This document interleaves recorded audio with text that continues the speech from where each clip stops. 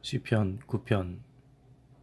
내가 전심으로 여호와께 감사하며 주의 모든 기이한 일들을 전하리이다.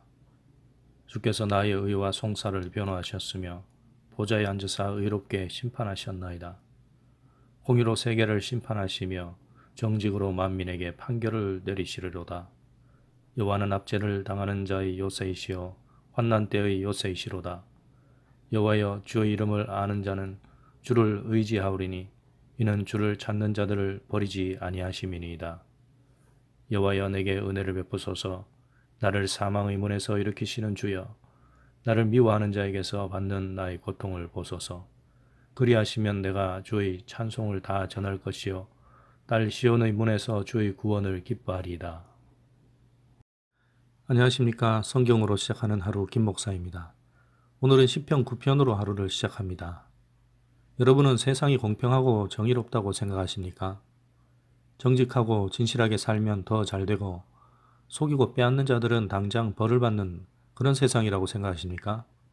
아마 대부분은 그렇지 않다고 생각할 겁니다. 현실은 전혀 공의롭지 못해 보입니다. 악한 자, 속이는 자, 흉포한 자, 약삭빠른 자들이 더 많이 소유하고 더 많은 것을 누리는 것처럼 보입니다. 정직하고 착한 사람들만 피해를 보는 것 같습니다. 열심히 땀을 흘리며 사는 사람은 궁핍함에 허덕이고 사기꾼 같은 자들은 호화로운 부를 누리는 경우도 봅니다. 힘센 자들은 빼앗고 약한 자들은 무력하게 빼앗기는 경우도 많습니다. 법이 있어도 약자의 편이 아닌 것 같아 보입니다. 우리는 이런 현실을 보면서 낙담하게 됩니다. 하나님이 계신다면 어떻게 이럴 수 있냐고 탄식하게 됩니다. 우리도 더 많은 것을 얻기 위해서 저들처럼 속이고 빼앗는 길을 따라가야 하는 것 아닌지 갈등할 때도 있습니다. 다윗도 세상의 불의한 모습에 좌절할 때가 있었습니다. 하나님을 믿지 않는 이방 나라들이 기세등등하게 하나님의 백성들을 압제합니다. 빼앗는 원수들이 큰 소리치며 떵떵거립니다. 세상을 다스리시는 하나님이 보이지 않는 것 같습니다. 하나님께 버림받을 것 같습니다. 상실감 때문에 하나님을 뒤로하고 악인들을 따라 나서는 자들도 보게 됩니다. 이런 모습들을 보고 있으면 허탈감에 빠지기도 합니다. 그러나 다윗은 그대로 주저앉지 않습니다. 원수들에게 굴복하지 않습니다. 악인들과 같은 길로 가지 않습니다. 오히려 아무 일도 하지 않으시는 것 같은 하나님을 바라봅니다. 하나님을 찬양합니다. 눈앞에 펼쳐진 불의함에 시선을 두지 않고 공의로우신 하나님께로 초점을 옮깁니다. 오늘 시를 보면 다윗은 오히려 하나님께 감사하며 소망을 노래합니다. 하나님은 공의로우신 분이시며 하나님은 당신 안에서 진실하고 정직한 길을 가는 자의 고난을 기억하시는 분이심을 고백합니다. 하나님은 온 세상의 심판관으로서 마침내 악인들을 진멸하시고 의인들은 변호하시며 구원하실 것을 믿고 노래합니다.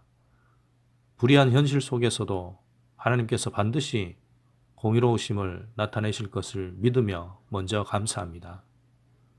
오늘 본문 4절과 8절 말씀입니다. 주께서 나의 의와 송사를 변호하셨으며 보좌에 앉으사 의롭게 심판하셨나이다.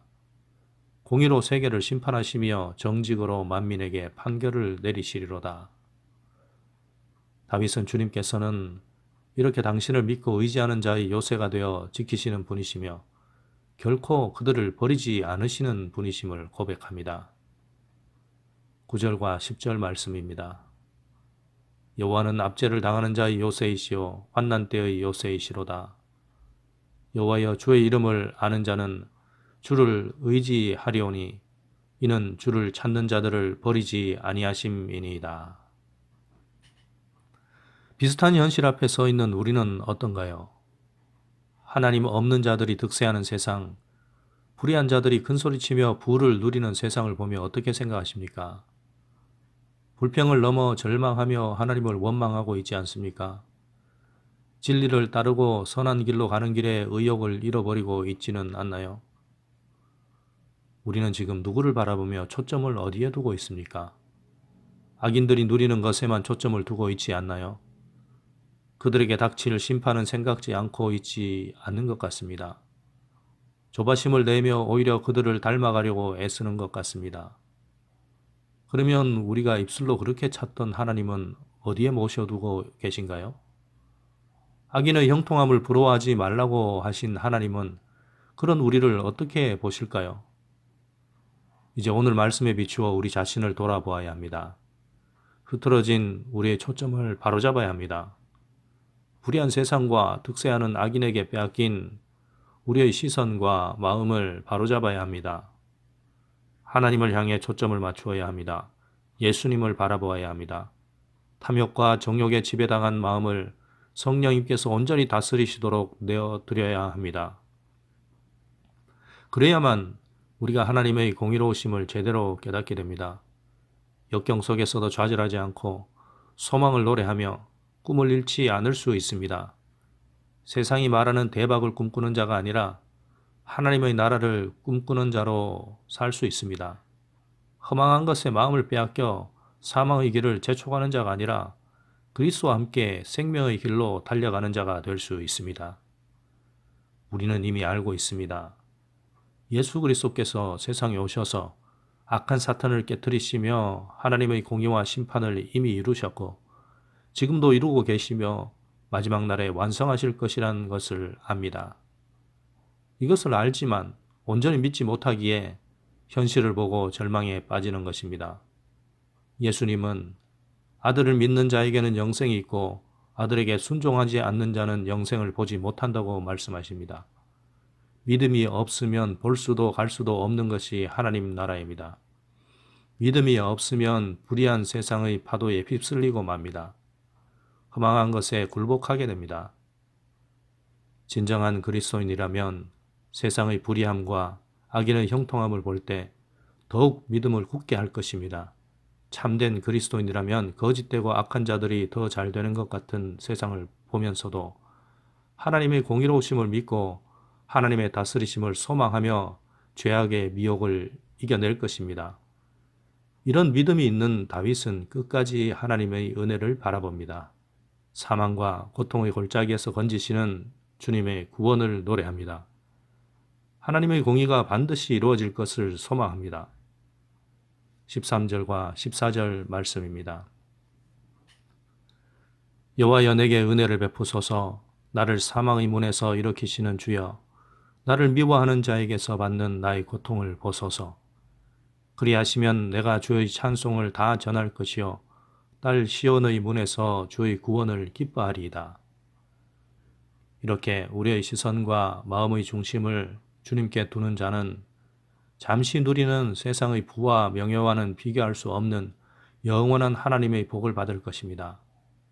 그러나 만약 세상의 환락과 일확천금을 위해 죄와 거짓과 악을 따르게 된다면 하나님은 그대로 두고 보시지는 않으십니다. 반드시 기억해야 합니다. 하나님의 공의로운 통치 안에서 반드시 그 결과를 심판받는다는 것을. 우리가 지난 세월 동안 거짓과 악에 미혹되어 세상의 방식을 따르는 실수를 저질렀다면 이제는 그 길에서 돌이켜 참되게 그리스도를 따르는 진실한 그리스도인이 되어야 합니다. 누구나 실수는 할 수 있지만 실수를 방치하면 실력이 됩니다. 악인의 길을 부러워하며 그 길에 미혹당하는 실수를 더 이상 반복하지 말아야 할 것입니다. 믿음의 눈으로 주님께 초점을 맞추며 주님을 따라야 할 것입니다.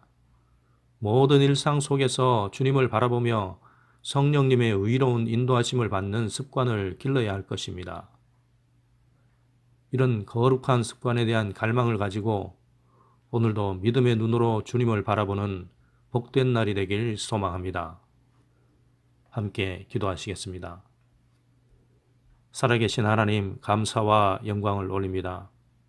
하나님은 공의로 세계를 심판하시며 정직으로 만민에게 판결을 내리시는 의로우신 심판자이심을 믿습니다. 압제당하는 의인을 환난에서 건지시며 악인을 엄하게 책망하시는 하나님이심을 믿습니다. 주님의 이름을 의지하여 주님을 찾는 자를 버리지 않는다고 약속하셨으니 제가 악인을 부러워하지 말며 악인의 죄에 미혹되지 않도록 붙잡아 주소서. 주님께 소망을 두며 구원을 기뻐하는 자로 살게 하소서. 오늘도 믿음의 눈으로 주님께 초점을 맞추며 살게 하소서. 지금도 함께 하시는 나의 주 예수 그리스도 이름으로 감사하며 기도드립니다. 아멘.